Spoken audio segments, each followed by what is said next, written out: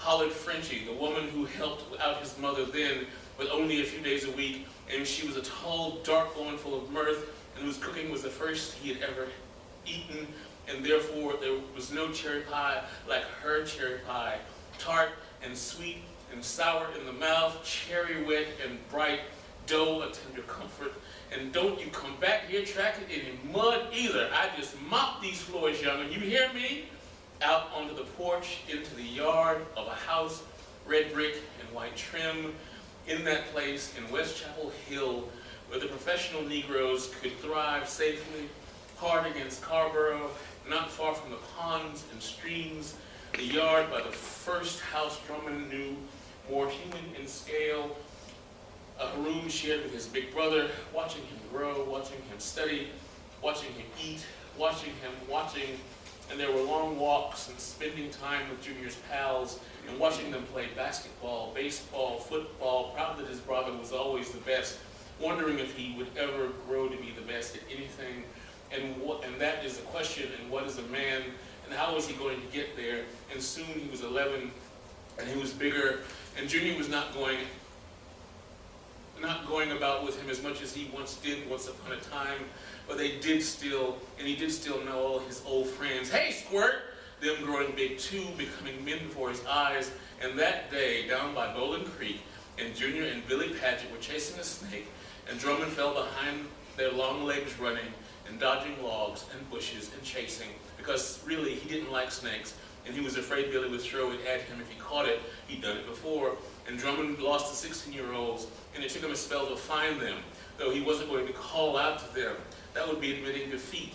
And he was 11, and he could do some Daniel Boone stuff himself, tracking stuff, if he really had to. This he believed, and when he saw them there by the old oak tree, he thought they were wrestling, maybe standing up. But with when their lips came together, he knew it wasn't any wrestling, and he didn't know or understand why or what.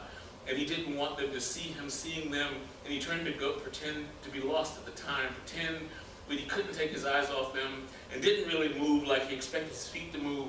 And Junior had his hand on Billy's shoulder like that way you touch a baby, and Junior was moving back to put his lips against Billy's, and Drummond decided right then and there that he didn't like that, and spoke up and said, "Hey, Junior, what you doing?" And Junior pushed Billy up against the oak tree and grinned at Drummond and said, "Where you been? Took you long enough." And Drummond said, "Where's the snake?" And when neither of them said anything, he said, "Well, shouldn't we go?" And go they went, and not saying much, and the underbrush was thick, and Drummond never said anything to Junior, and Junior never said anything to Drummond, and Drummond imagined to himself that he'd forgotten all about it, and he had, and when his daddy took them out to the long drive from West Chapel Hill to Durham, and out into the country, fields and trees and space, and showed them the farm he bought, and told him about the house he was preparing to build, 3 stories tall, he said, and you'll each have your own room. And Daddy, I'll be away at college. Well, son, you can always come back and consider it your home. I'm building it for y'all boys, my good, handsome, sweet boys. And Drummond knew he meant it, and the house was the biggest house he imagined he'd ever seen. And though it was well out in the middle of nowhere, he didn't mind moving into it, even though it was lonesome out there for a 14-year-old. And yes, he wished his brother was there to come play with him in the woods, and the snakes out here were much bigger, and therefore he only played out there in the late fall and winter. And it was Frenchie who told him, not his mother, not his dad. She took him to the back porch, sitting in a rocking chair, and she was crying, her dark cheeks glistening with tears, and she gathered him into her capable arms and hugged him, and she was crying, but he didn't cry. He was confused, puzzled. What you mean he jumped off a bridge? What river? Where? And why didn't his mama tell him? And why didn't his daddy tell him? And of course he understood death better than most 14-year-olds, having grown up seeing dead bodies upon his father's tables, their faces sunken, ashen, sometimes their eyes unglued and wide open, staring at something beyond. And woe be it until the father who must prepare his own son for the grave. And why do you like dead bodies, Daddy? And I don't like them, son. I just work with them. And why? And well, because first of all, somebody needs to, and somebody needs to do it right. And there's an art to it, son, and a particular satisfaction all around in seeing it done right.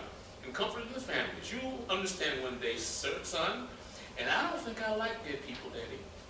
And I don't think I'll plan to do what you do when I grow up. And don't be mad at me because I don't like dead people much. And well, son, when you grow up, you and Jean-Luc will have so many opportunities, more opportunities than your old man had, and a certain quality of strength shown at receiving the body from Virginia, and in the arrangements and art, and the funeral at White Rock, and a certain lesson to him, and yet he did not understand death in the very least, despite its physical presence and its attendance of effects on those who surrounded the grave behind the big white house, looking down upon it from the balcony on the third floor, and looking down upon his mother and his relatives, him drifting off and going up there in the middle of the preacher's second last words, and not wanting to see Clyde Fitzhugh throw clods of earth down upon it, and watching from above, deciding to go into the room. Junior's stuff still in boxes and destined to be sorted and boxed, some for the attic, some for the church to distribute. The room would be, in less than 8 years, his own son's, named after his late uncle and his father. And he kept the baseball gloves and the baseball and the dirtiest, funkiest pair of sneakers. Thank you.